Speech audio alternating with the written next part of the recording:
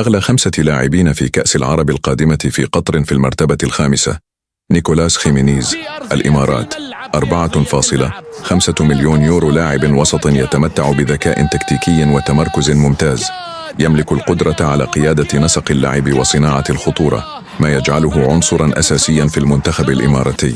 في المرتبة الرابعة: لوكاس كايو، الإمارات، 4.5 مليون يورو. يعد أحد أهم الأجنحة في البطولة، يمثل مصدر خطورة دائم في الهجمات الإماراتية، وقدرته على الاختراق تمنح الأبيض إضافة هجومية كبيرة.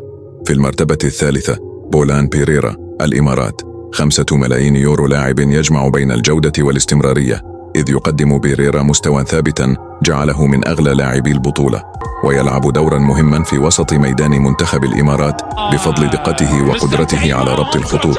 في المرتبة الثانية: فابيو ليما، الإمارات، 6.5 مليون يورو.